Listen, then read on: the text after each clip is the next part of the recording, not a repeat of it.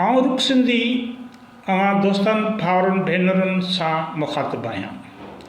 मुंहिंजे तरफ़ां अवां सभिनी दोस्तनि खे सलाम पहुचे। जेकी बि दोस्त हिन लाइव सेशन खे अटेंड करे रहिया आहिनि, उन सां जुड़ी चुका आहिनि, उन्हनि सभिनी खे मुंहिंजे तरफ़ां सलाम हुजे।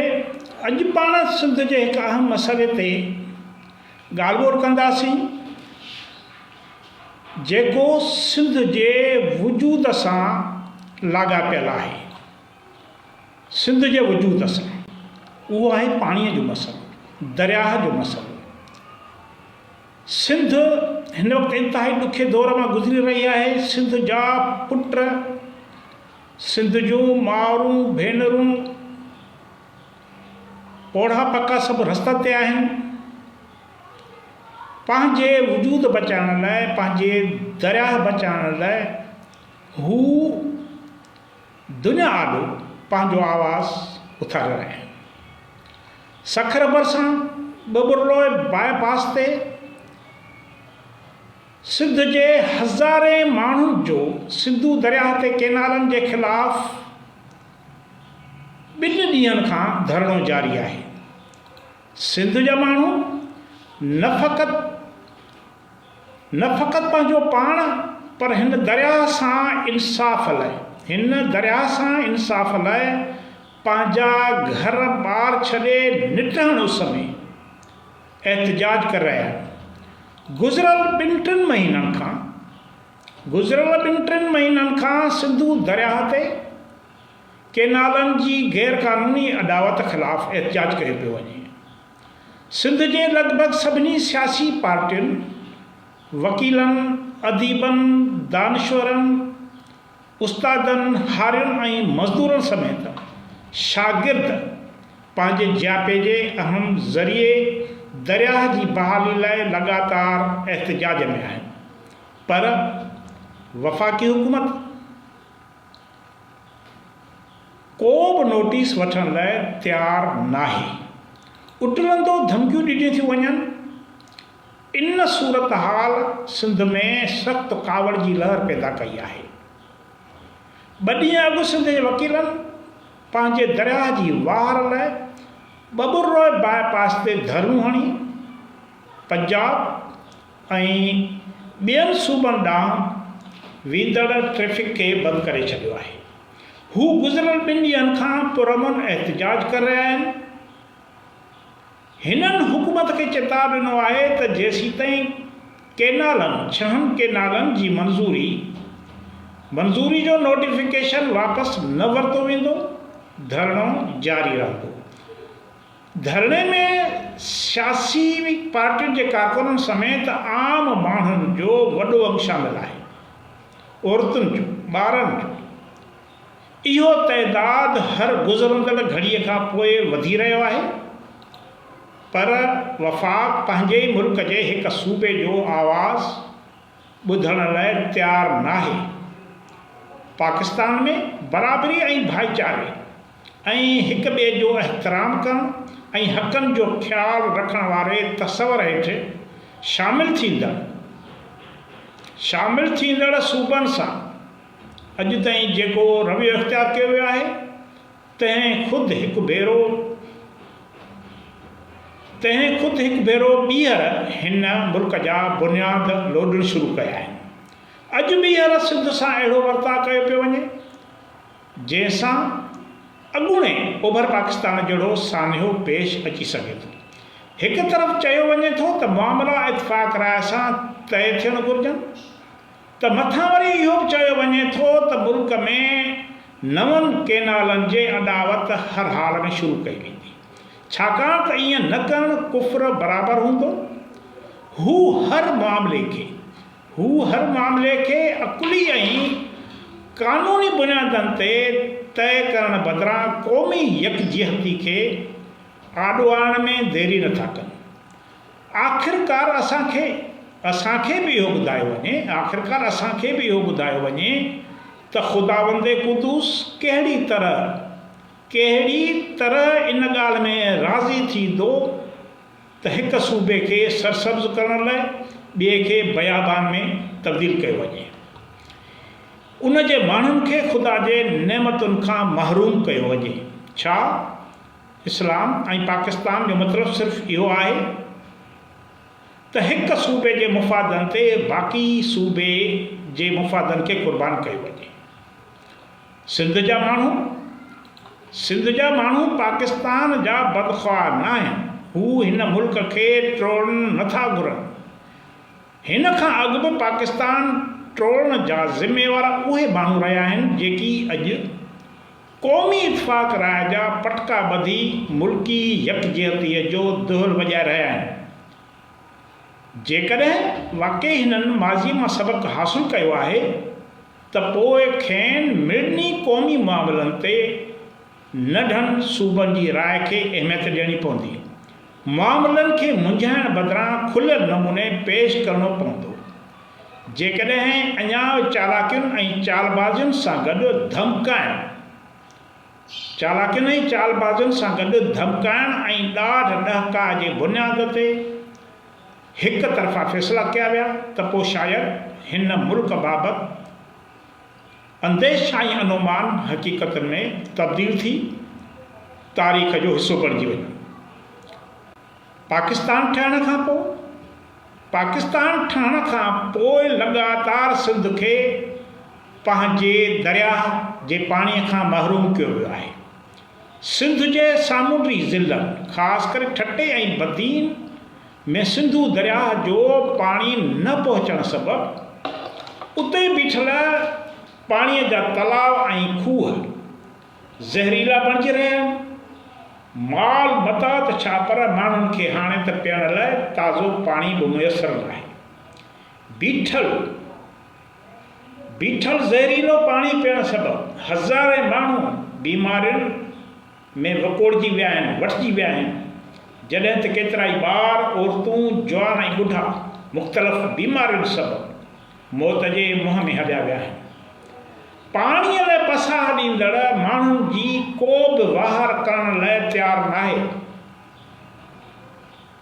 खेनि केर बि इहो ॿुधाइण लाइ तयारु न आहे त खेनि सिंधूअ जे पाणीअ खां उन करे महरूम कयो वियो आहे जो बदकिस्मतीअ सां हू सिंध जहिड़े निंधण के देश जा ॼावा आहिनि। बदीन ऐं ठटे ज़िले में समुंड जे मोहड़ में ईंदड़ लखें एकड़ ज़मीन समुंड गिड़काए चुको आहे। सवें ॻोठ ऐं वसंदियूं समुंड जे पेट में हलियूं वयूं आहिनि। हज़ारे माण्हू पंहिंजा अबाणा पड छॾे दरबदर थियण ते मजबूर थिया आहिनि, पर संदन बहालीअ लाइ हुकूमती सतह ते को बि बंदोबस्तु नज़र नथो अचे। बदीन ऐं ठटे समेत सॼी सिंध में पाणीअ जी खोट का कुदरती न आहे। सिंध में पाणीअ जी खोट का कुदरती न आहे जंहिंखे रब जी रज़ा सम्झी सब्र कजे, पर सिंध खे सुकाइण, तबाह ऐं बर्बाद करण लाइ हिकु ख़ौफ़नाक मनसूबाबंदी तहत कमु कयो पियो वञे। सिंधू दरिया ते केनाल अॾण समेत पंहिंजे हिसे खां वधीक पाणी ज़ोर ज़बरदस्ती खणण सबबि अॼु सिंध जा माण्हू पीअण जे पाणीअ लाइ बि तड़पी रहिया आहिनि। पाकिस्तान ठहण खां पोइ सिंधू दरिया जे पाणीअ ते लॻंदड़ धाड़नि जो, चोरीअ जो को बि अंत नज़र नथो अचे। पंजाब तरफ़ां पंहिंजा 3 दरिया भारत खे विकिरो करण खां पोइ सिंधूअ ते कब्ज़े वारो बाब बंदि थींदो नज़र नथो अचे। सिंध जा हुक्मरान पाणीअ वारे मामले ते वफ़ाक़ जी, पंजाब जी उरह ज़ोराई आॾो बंदि ॿधण में नाकाम नज़र अची रहिया आहिनि, छाकाणि त पाणीअ ते सभु मुआइदा या ठाह पंजाब आॾो का बि हैसियत नथा रखनि, छाकाणि त हू हिन मुल्क जे अछे कारे जो मालिक आहे। हू आका आहे, हू पाण खे आका सम्झे थो ऐं ॿिया संदसि ग़ुलाम आहिनि। इन करे ग़ुलाम त मुआइदनि जा पाइबंद हूंदा आहिनि, पर ॾाढे जे अॻियां सभु मुआइदा ऐं कानून कोरीअड़े जे ॼार वांगुरु कमज़ोर साबित थींदा आहिनि। केनालनि जे मामले ते पंजाब जे ताज़े होड़ इहा ॻाल्हि साबित करे छॾी आहे त हू आका हुजण करे कंहिं बि कानून जो पाबंद न आहे। पाणीअ वारे 1991 वारे लूले लंगड़े ठाह भला इहो पाणी वारो जेको 1991 वारो मुआइदो हुयो उहो बि ग़लति हुयो, उहो बि सिंध सां वेसाघाती हुयो, उहो जिन बि कयो उन्हनि सिंध सां वेसाघाती कई, पर पंजाब उन लूले लंगड़े ठाह ते बि अमल करण लाइ तयारु न आहे। जॾहिं त इन ठाह ते सिंध जे माण्हुनि खे सख़्तु एतिराज़ आहे। सिंध जा माण्हू पंजाब खां पाणीअ जे 1945 वारे ठाह ते अमल जा घुरिजाऊ आहिनि। सिंध जा माण्हू मुतालबो था कनि त 1945 वारे पाणी ठाह ते अमल कयो, पर पंजाब 1991 वारे पाणी ठाह ते बि अमल करण लाइ तयारु न आहे। इन ठाह में चश्मा जहलम लिंक केनाल ठाहिण जो किथे बि ज़िक्र मौजूदु न हुयो। उन बावजूदि चश्मा लिंक केनाल न फ़क़ति ज़बरदस्ती जोड़ियो वियो, पर उनखे ॿोड़ जे मुंद बदिरां ज़बरदस्ती 12 महीना वहायो पियो वञे।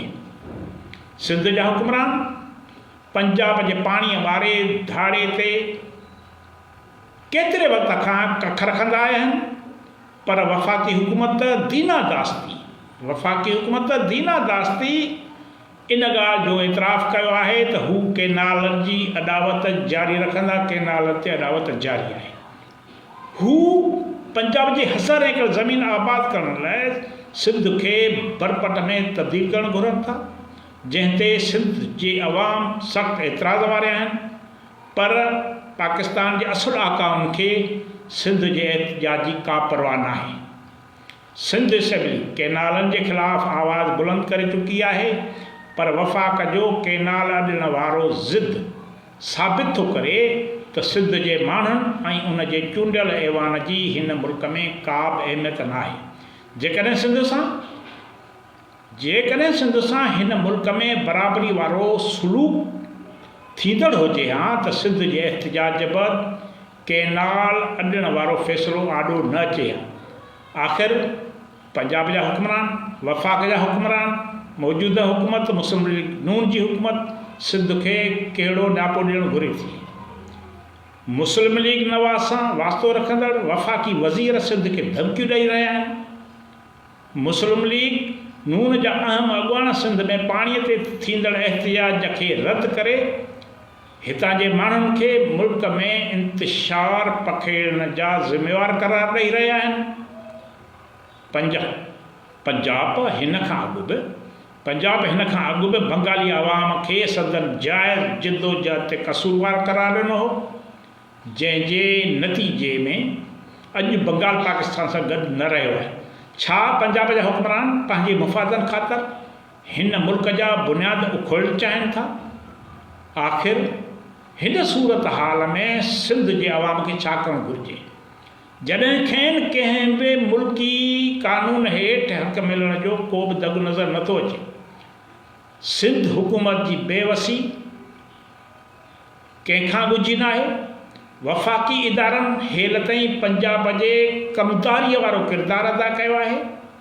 इरसा जो हिक तरफ़ा फ़ैसिला सिंध असेंबली जे ठहरान खे नज़रअंदाज़ करणु ऐं उन ते वफ़ाक़ी हुकूमत जी ख़ामोशी साबित करे थी त सिंध जे माण्हुनि लाइ मुल्की कानून हेठि या हितां जे इदारनि जे वसीले पंहिंजा हक़ हासिल करण वारो ख़्वाब साबियां थियण जोॻो न आहे। सिंध जी हर घिटी शहर ऐं वाहण में पाणीअ ते थींदड़ एहतिजाज को न्यापो ॾेई रहियो आहे। पाणीअ ते थींदड़ एहतिजाज वफ़ाक़ ऐं पंजाब खे न्यापो ॾेई रहियो आहे, जंहिंजी तुर्त वरंदी मिलणु घुरिजे। जंहिंजी तुर्त वरंदी न मिली त पोइ तारीख़ जेको फ़ैसिलो ॿुधाईंदी इहो ॾाढो बेरहम हूंदो। कॾहिं कॾहिं तारीख़ पंहिंजो वर्जा कंदी आहे। असां सिंध जा अदीब, लेखक, तारीख़दान, सान्यावंद